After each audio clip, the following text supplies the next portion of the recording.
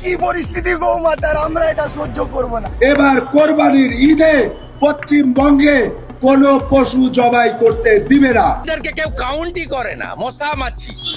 পশ্চিমবঙ্গে এবারও বন্ধ হতে চলেছে পশু কুরবানি। এই মুহূর্তে তোলপাড় গোটা রাজ্য। কিন্তু সবচেয়ে আশ্চর্যের বিষয় হলো এই সিদ্ধান্তের বিরুদ্ধে কোনো নির্দিষ্ট ধর্মীয় সংগঠন নয়, বরং রাজপথে নামার হুঁশিয়ারি দিয়েছেন লাখো হিন্দু ব্যবসায়ী। হ্যাঁ, আপনি ঠিকই শুনেছেন, লাখো হিন্দু ব্যবসায়ী তীব্র প্রতিবাদের মুখে পড়ে কি এবার নিজেদের সিদ্ধান্ত থেকে পিছু হটতে বাধ্য হচ্ছে রাজ্য সরকার? নবান্নের অন্দরে ঠিক কি আলোচনা চলছে? আজকের ভিডিওতে আমরা এই চাঞ্চল্যকর খবরের পিছনের আসল সত্য এবং এর পিছনে বিরাট অর্থনৈতিক সমীকরণ উন্মোচন করব। পুরো বিষয়টি জানতে ভিডিওটি একদম শেষ পর্যন্ত দেখুন।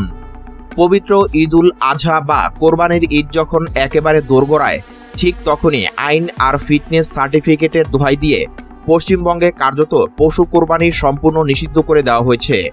সম্প্রতি রাজ্য সরকারের জারি করা নির্দেশিকায় এবং পুরনো আইনের নতুন সংশোধনীতে অত্যন্ত স্পষ্টভাবে জানিয়ে দেওয়া হয়েছে যে কোরবানির জন্য কোনো সুস্থ, সবল এবং ত্রুটিমুক্ত গরু, ছাগল বা মহিষ জবাই করা যাবে না।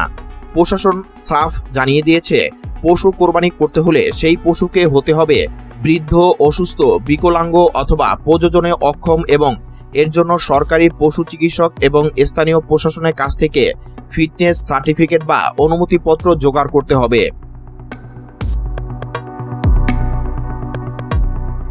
বিশ্লেষকরা বলছেন, এই একটিমাত্র আইনি প্যাচই লুকিয়ে আছে হিন্দুত্ববাদী রাজনীতির সবচেয়ে বড় এবং বিষাক্ত মাস্টার স্ট্রোক।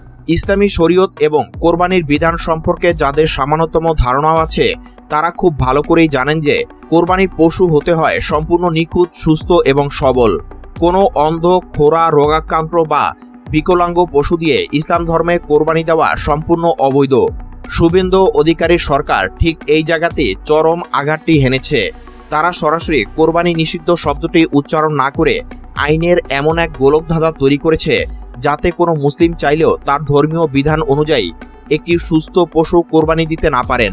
আর যদি কেউ নিজের ধর্মীয় বিশ্বাস অনুযায়ী এই স্বৈরতান্ত্রিক নিয়ম ভাঙার সাহস দেখান, তবে তার জন্য অপেক্ষা করছে চরম পরিণতি। সরকার ঘোষণা করেছে এই নিয়ম অমান্য করলে সোজা 6 মাসের কারাদণ্ড এবং মোটা অঙ্কের জরিমানা গুনতে হবে। শুধু তাই নয়, এই আইনের অজুহাতে এবার সাধারণ মানুষের বাড়িতে বাড়িতে পুলিশি হানা দেওয়ার এক ভয়ঙ্কর ব্লুপ্রিন্ট তৈরি করা হয়েছে। অর্থাৎ ঈদের দিনগুলোতে উৎসবের আনন্দের বদলে প্রতিটি মুসলিম মহল্লায় পুলিশের সাইরেন, বুটের শব্দ আর ওয়ারেন্ট ছাড়া গ্রেফতারের দমবন্ধ করা থ্রিলার মঞ্চস্থ হতে যাচ্ছে। শুভেন্দু সরকারের এই চরম অমানবিক এবং উদ্দেশ্যপ্রণোদিত সিদ্ধান্তের পর পুরো পশ্চিমবঙ্গ জুড়ে তীব্র সমালোচনার ঝড় উঠেছে।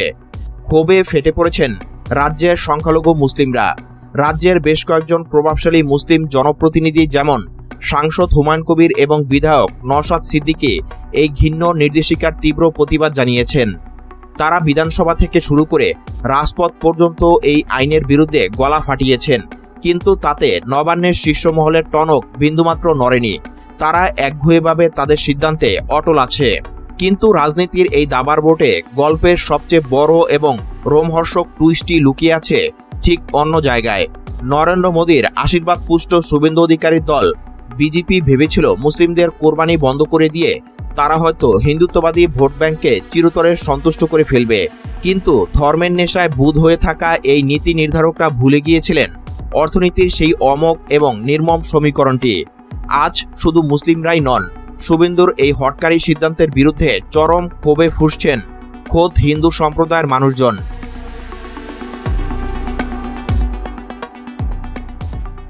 হ্যাঁ দর্শক, শুনতে অবিশ্বাস্য মনে হলো এটাই এখন পশ্চিমবঙ্গের সবচেয়ে বড় বাস্তবতা।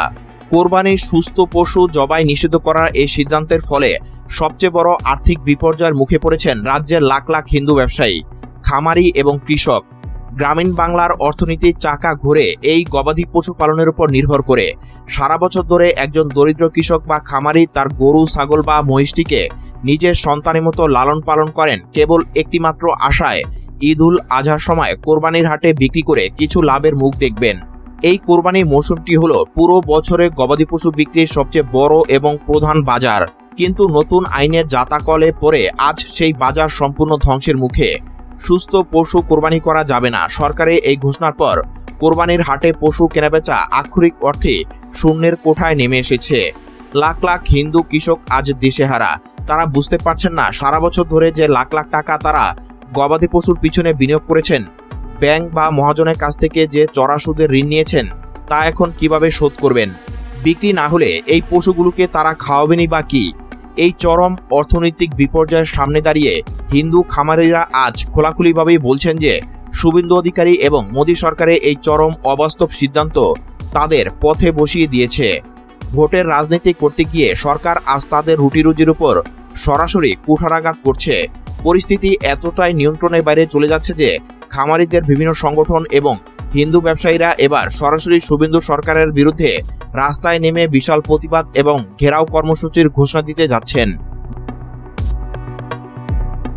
যে হিন্দুত্বের দোহাই দিয়ে সরকার মুসলিমদের কোণঠাসা করতে চেয়েছিল, আজ সেই হিন্দুত্ববাদী বুমেরাং হয়ে সরকারের দিকে ধেয়ে আসছে। কিন্তু স্বৈরাচার কখনো একদিনে থামে না, তার আগ্রাসন চলতেই থাকে।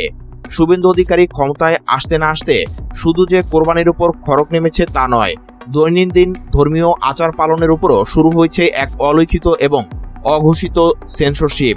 গত শুক্রবার জুমা নামাজের দিন কলকাতার অন্যতম প্রধান এলাকা রাজাবাজারে যে দৃশ্য দেখা গেল তা ভারতের ধর্মনিরপেক্ষ সংবিধানের মুখে এক বিশাল চপেটাঘাত।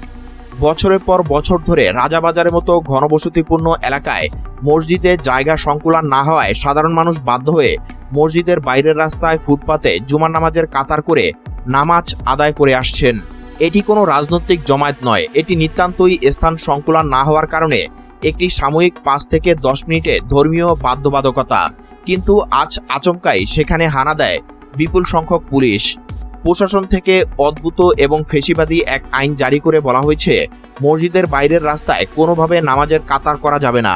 শত শত মুসল্লিকে আজ নামাজ পড়তে বাধা দেওয়া হয়। মানুষের ধর্মীয় অনুভূতির উপর এমন নগ্ন এবং পরিকল্পিত আঘাত এর আগে কখনো দেখেনি বাংলার মানুষ। একদিকে কোরবানির সুস্থ পশু জবাইয়ের উপর নিষেধাজ্ঞা আর পুলিশের ওয়ারেন্ট ছাড়া তল্লাশির হুমকি, অন্যদিকে জুমার নামাজে বাধা আর লাখ লাখ হিন্দু খামারের পথে বসার উপক্রম। সব মিলিয়ে শুভেন্দু অধিকারীর জামানায় পশ্চিমবঙ্গ আজ পরিণত হয়েছে এক ফুটন্ত আগ্নেয়গিরিতে। ধর্মের ভিত্তিতে মানুষকে ভাগ করতে গিয়ে সরকার আজ এমন এক অর্থনৈতিক এবং সামাজিক সংকট তৈরি করেছে যার বিস্ফোরণ সামলানো হয়তো খোদ নবান্নের পক্ষেও আর সম্ভব হবে না। গ্রামীণ কৃষকের দীর্ঘশ্বাস আর সংখ্যালঘুর চাপা ক্ষোভ যখন এক বিন্দুতে মিলিত হবে, তখন সেই ঝড়ে অনেক অহংকারী মশনদী খড়কুটোর মতো উড়ে যেতে বাধ্য।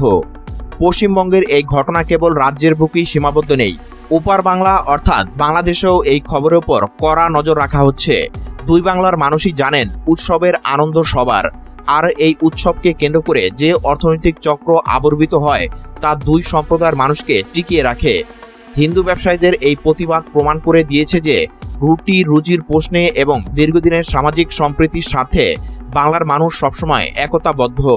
কোনো উস্কানিমূলক রাজনীতি বা প্রশাসনিক ভুল সিদ্ধান্ত এই বন্ধন ছিন্ন করতে পারবে না। তবে সরকারের পক্ষ থেকে শেষ পর্যন্ত কি পদক্ষেপ নেওয়া হয়, কোনো স্পষ্ট নির্দেশিকা আসে নাকি এই গুঞ্জন পুরোপুরি ধামাচাপা পড়ে যায়, সেটাই এখন দেখার বিষয়।